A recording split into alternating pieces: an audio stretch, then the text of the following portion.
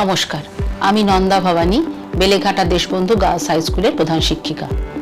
পাঠশালা লাইভে তোমাদের সকলকে স্বাগত জানাই।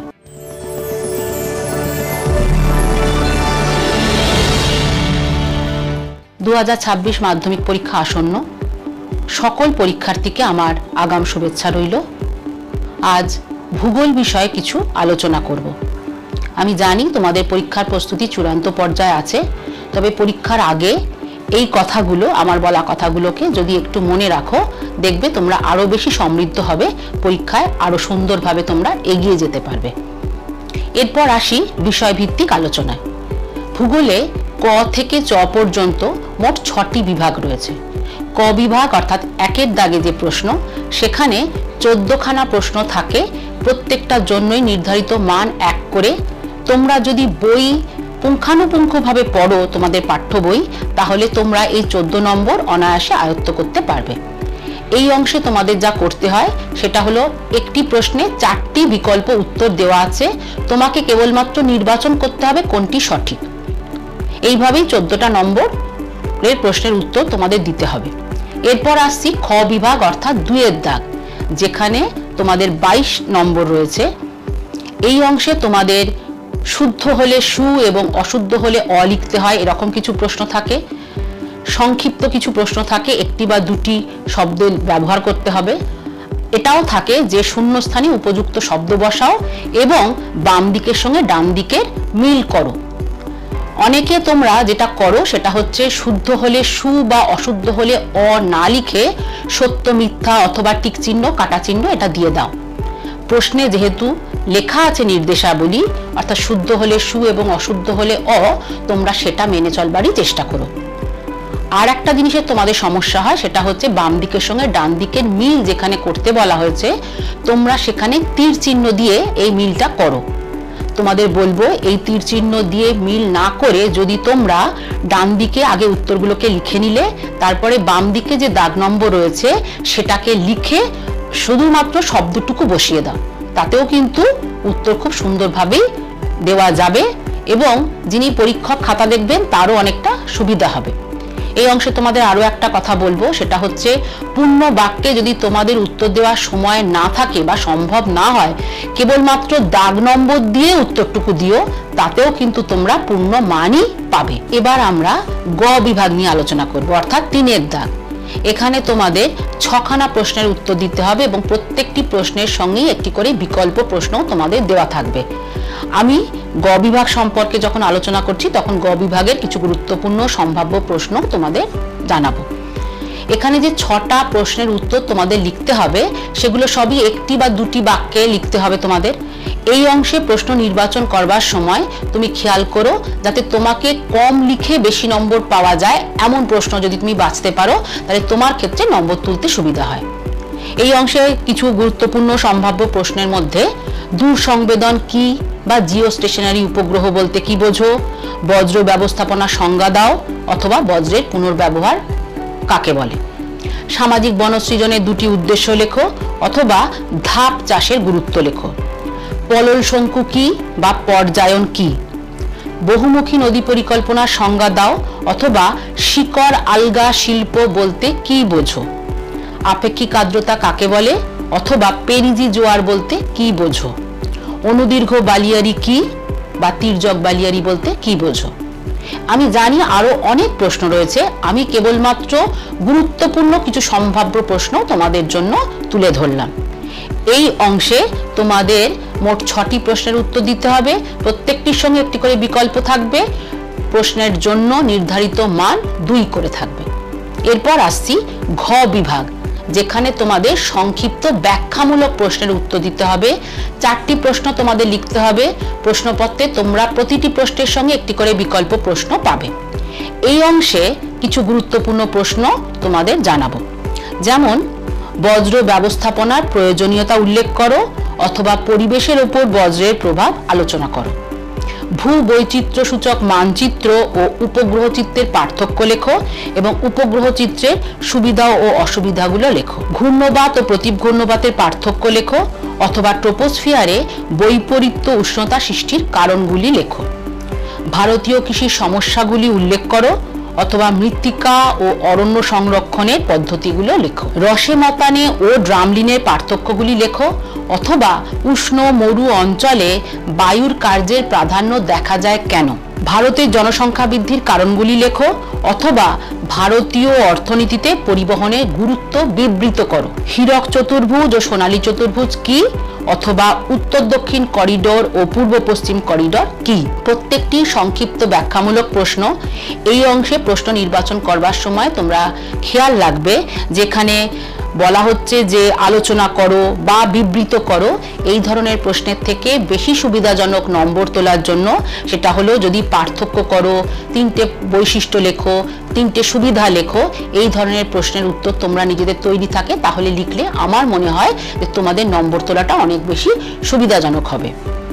তোমরা জানো যে বজ্র ব্যবস্থাপনা এবং উপগ্রহ চিত্র থেকে কেবলমাত্র 2 বা 3 নম্বরেরই প্রশ্ন আসে, তাই এরপরে আমরা যখন বিভাগে প্রবেশ করব তখন এই নিয়ে আর কোনো প্রশ্ন, ওই দুটো চ্যাপ্টারের ওপর আর কোনো প্রশ্ন তোমরা পাবে না।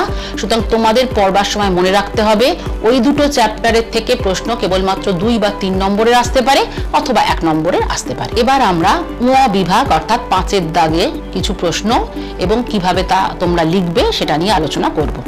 এই অংশে তো তোমাদের দুটো প্রশ্ন লিখতে হবে 5 নম্বরের, যেটা হচ্ছে প্রাকৃতিক অংশ থেকে, আর দুটো প্রশ্নের উত্তর দিতে হবে যেটা হচ্ছে ভারত থেকে।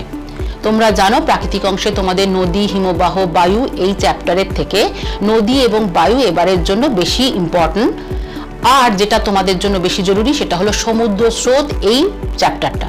সুতরাং তোমাদের পড়া সবারই হয়ে গেছে আমি জানি, শুধু এটুকু বলবো প্রশ্ন যখন তোমরা লিখবে তখন তোমরা কয়েকটা বিষয় খেয়াল রাখবে। যেখানে তোমাদের বলা হয় যে চিত্রসহ বিবরণ দাও, সেখানে তোমরা অনেকে ছবি আঁকো না, কিন্তু চিত্রের জন্য যেহেতু নম্বর নির্ধারিত রয়েছে তাই প্রত্যেকটা ক্ষেত্রেই চিত্র বলা থাকলে তোমরা ছবি আঁকবে এবং ছবিটা এঁকে সেটা একটা বক্সের মধ্যে করবে। এই অংশের জন্য কিছু গুরুত্বপূর্ণ প্রশ্ন যেটা সম্ভাব্য আমার মনে হয়েছে আমি তোমাদের জানাচ্ছি। যেমন নদীর কার্যের ফলে গঠিত 3টি ভূমিরূপ চিত্র সহ বিবরণ দাও। বায়ু কার্যের ফলে গঠিত 3টি ভূমিরূপ চিত্র সহ লেখো। বায়ু এবং জলধারার মিলিত কার্যের ফলে গঠিত ভূমিরূপগুলো আলোচনা করো, অবশ্যই চিত্র সহযোগে। সমুদ্র স্রোত সৃষ্টির কারণ এবং তার প্রভাবগুলি লেখো।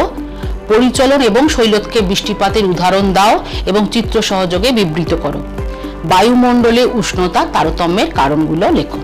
তাহলে এখান থেকে তোমাদের মোট 2টো প্রশ্নের উত্তর দিতে হবে। এরপর আসছি যেখানে তোমাদের ভারত অংশ থেকে 2টো প্রশ্নের উত্তর দিতে হবে। ভারতে কিছু সম্ভাব্য গুরুত্বপূর্ণ প্রশ্ন আমি তোমাদের জন্য তুলে ধরবো। সেটা হচ্ছে ভারতের পশ্চিমাঞ্চলে পেট্রো রসায়ন শিল্পের কেন্দ্রীভবনের কারণগুলি নির্দেশ করো। পূর্ব ভারতের লৌহ ইস্পাত শিল্পের কেন্দ্রীভবনের কারণগুলো সবিস্তারে লেখো। তোমরা জানো তোমাদের বিভিন্ন রকমের ফসল রয়েছে, খাদ্য ফসলও যেমন রয়েছে তেমনি পানীয় ফসলও রয়েছে, তন্তুজাত ফসলও রয়েছে। এবারে তোমাদের জন্য চা, কফি এবং কার্পাস এই 3টি হচ্ছে খুব গুরুত্বপূর্ণ। এদের অনুকূল প্রাকৃতিক পরিবেশ তোমরা একটু ভালো করে দেখে যাবে। ভারতের জলবায়ুতে মৌসুমী বায়ুর প্রভাব এবং গুরুত্ব আলোচনা করো। উত্তর এবং দক্ষিণ ভারতের নদ নদীর পার্থক্য লেখো। ভারতের পূর্ব উপকূল এবং পশ্চিম উপকূলীয় সমভূমির পার্থক্য লেখো। আর ভারতের জনবন্টনের তারতম্যের কারণগুলি ব্যাখ্যা করো। জনবন্টনের তারতম্যের কারণ কিন্তু কিছু থাকে প্রাকৃতিক, কিছু অপ্রাকৃতিক, সবটুকুই কিন্তু ভালোভাবে তোমরা দেখে যাবে। এই অংশে তোমাদের উত্তর লিখতে গেলে যেটুকু সমস্যা হয় আমরা দীর্ঘদিন ধরে খাতার কাজের সঙ্গে নিযুক্ত থেকে বুঝতে পেরেছি, বা বিদ্যালয়ে পাঠদান করতে গিয়ে তোমাদের যেটা বুঝতে পেরেছি, তোমরা অনেকে পার্থক্য লেখার সময় দুদিকে দাগ কেটে ওপরে যে বিষয়ে পার্থক্য লিখছো সেটা লেখো, কিন্তু পার্থক্য লেখার সময় বিষয়বস্তুতে কিছু ত্রুটি তোমাদের হয়ে গিয়ে থাকে। যেটা নিয়ে পার্থক্য লিখছো, যেমন ধরো উত্তর ভারতের নদীগুলোতে তুমি বলছো যে উত্তর ভারতের নদীগুলোর মোহনায় বড় বদ্বীপ দেখতে পাওয়া যায়, তাহলে তার পার্থক্যে দক্ষিণ ভারতের ক্ষেত্রে কি হওয়া উচিত না, দক্ষিণ ভারতের নদীগুলির ক্ষেত্রে সব নদীর বদ্বীপ নেই এবং বদ্বীপের আয়তন ছোট। কিন্তু সেটা না লিখে অনেকে যেটা লিখছো বা লিখে থাকো সেটা হচ্ছে উত্তর ভারতের নদীগুলোর মোহনায় বড় বদ্বীপ আছে, আর দক্ষিণ ভারতের ক্ষেত্রে লিখছো দক্ষিণ ভারতের নদীগুলোর আয়তন ছোট। দৈর্ঘ্যে আয়তন ছোট সেটা তোমাকে তো এই অংশে বিচার্য বিষয় নয়। তোমাকে যেটা লিখতে হবে বদ্বীপ নিয়ে আলোচনা চলছে, তাহলে বদ্বীপের কথাই তোমাকে লিখতে হবে। তোমাকে খেয়াল রাখতে হবে যেটা নিয়ে আমি পার্থক্য লিখছি সেটার উপরই আমার বিষয়বস্তু যেন কেন্দ্রীভূত থাকে। এরপর আমরা সর্বশেষ যে বিভাগ চ বিভাগ অর্থাৎ 6-এর দাগ সেটা নিয়ে আলোচনা করব। এই অংশে তোমাদের মানচিত্র দেওয়া থাকে, ম্যাপ পয়েন্টিং যেটাকে আমরা বলি। এই ম্যাপ পয়েন্টিং করবার সময় তোমরা দেখবে সবার আগে প্রশ্নে লেখা আছে উপযুক্ত প্রতীক এবং নাম সহ। উপযুক্ত প্রতীকের জন্য রয়েছে 1/2 নম্বর আর নাম লেখার জন্য রয়েছে 1/2 নম্বর। তোমরা অনেকেই যেটা করো সেটা হচ্ছে উপযুক্ত প্রতীক ব্যবহার করো, কিন্তু অনেকাংশে নাম ব্যবহার করতে ভুলে যাও।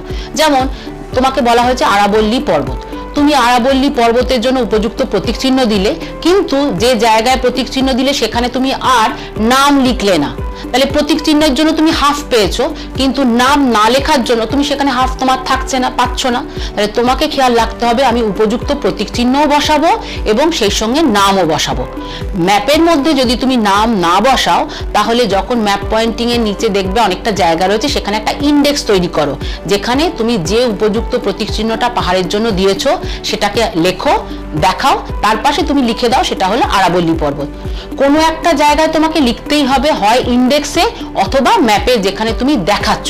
কিন্তু না দেখালে তোমার কেবলমাত্র 1/2 নম্বরই ওই অংশে প্রাপ্তি হয়, 1/2 নম্বর তোমার নাম না লেখার জন্য কমে যায়। সুতরাং বারবার বলবো উপযুক্ত প্রতীক দেখাও এবং সেই সঙ্গে নাম লেখো, তবেই তোমার 1 নম্বর নিশ্চিত।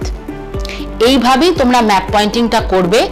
সমস্ত ম্যাপ পয়েন্টিং সুন্দরভাবে করার পর ইন্ডেক্সটা করাটাও কিন্তু জরুরি। যদি একান্ত সময় না পাও তাহলে ম্যাপের মধ্যেই যে প্রশ্নের উত্তর যে প্রতীক চিহ্ন তুমি ব্যবহার করলে তার পাশে তুমি কি দেখালে সেটা লিখে দিও। অনেক সময় কলকাতার জন্য তোমরা প্রথমে একটা ছোট ডট দিলে, তারপর একটা সার্কেল করে বললে যে এটা হলো কলকাতা, পাশে লিখে দিলে। এইভাবেই তোমাকে ম্যাপ পয়েন্টিংটা করতে হবে। ম্যাপে 10 পাওয়া আর ক বিভাগ খ বিভাগে যথাক্রমে 14 এবং 22 পাওয়া যে কোনো ছাত্র ছাত্রীর পক্ষেই পুরো মাত্রায় নম্বর তুলে আনার জন্য একান্ত কি বলবো তোমাদের মানে সুবিধাজনক একটা ব্যবস্থা। তোমরা যদি এই জায়গায় নিজেদের স্থির থাকো যে ক বিভাগ খ বিভাগ এবং ম্যাপ পয়েন্টিং এগুলো যথাযথভাবে করব, তাহলে তোমাদের পরীক্ষার যে প্রাপ্ত মান তোমরা দেখবে যে অনেক বেশি ভালো হয়েছে। গ বিভাগ খ বিভাগ ম বিভাগে কিছু উত্তরে কিছু নম্বর কাটবার সুযোগ থাকলেও এই অংশে ক বিভাগ খ বিভাগ চ বিভাগে কিন্তু কাটার কোনো জায়গাই নেই। তাই তোমাদের এই 3টে বিভাগের ওপর একটু বেশি জোর দিতেই বলবো। তোমাদের এই অংশে আরো 2-একটা কথা বলে আমার বক্তব্য শেষ করব। প্রথমে বলি, প্রশ্নপত্র যখন তোমরা পাবে খুব ভালো করে সেটা পাঠ করবে, তার জন্য 15 মিনিট সময় থাকে, তোমরা যথাযথভাবে সেটাকে পাঠ করবে। আর যখন তোমরা বিভিন্ন বিভাগের প্রশ্ন লিখছো তখন তার জন্য একটি জায়গা নির্দিষ্ট করে রেখো। যখন তুমি ক বিভাগের উত্তরগুলো লিখছো তখন পরপর ক বিভাগের উত্তরগুলোই লেখো। কোনো প্রশ্নের উত্তর তোমার মনে না পড়তে পারে, তার জন্য তুমি জায়গা নির্ধারিত করে রেখে দাও। এরপর তুমি খ বিভাগে যখন প্রবেশ করলে তখন খ বিভাগের উত্তরগুলো পরপর লেখো। সেই একই কথা আবার বলবো, যদি কোনোটা ভুলে গিয়ে থাকো তার জন্য একটু জায়গা তুমি রেখে দাও, কিন্তু পরে মনে পড়লে সেই জায়গাতেই লেখো। তাতে তোমাদের যেমন সুবিধা হবে তেমনি তোমার খাতাটি যিনি দেখবেন তারও অনেক বেশি সুবিধা হবে। আর একটা কথা তোমাদের বলবো, সেটা হচ্ছে জীবনের প্রথম বড় পরীক্ষা তোমরা তোমাদের বিদ্যালয়ের গণ্ডি ছেড়ে অন্য জায়গায় দিতে যাচ্ছ, কিন্তু তার জন্য ভীত সন্ত্রস্ত হওয়ার বা টেনশন করবারও কিছু নেই। তোমরা জানবে যে তোমাদের পরীক্ষার প্রস্তুতি তোমাদের একেবারে চূড়ান্ত পর্যায়ে আছে। তোমরা তোমাদের বেস্টটুকু শুধুমাত্র দেবে। তোমরা তোমাদের স্কুলের গণ্ডি ছাড়িয়ে অন্যত্র গেলেও সেখানেও তোমাদের প্রিয় শিক্ষক শিক্ষিকারাই আছেন তোমাদের সহযোগিতা করবার জন্য। তাই একটুও টেনশন নয়, বরং খুব ভালোভাবে পরীক্ষা দাও। আমরা সবাই তোমাদের সাফল্যের জন্য অধীর আগ্রহেই অপেক্ষা করে থাকবো।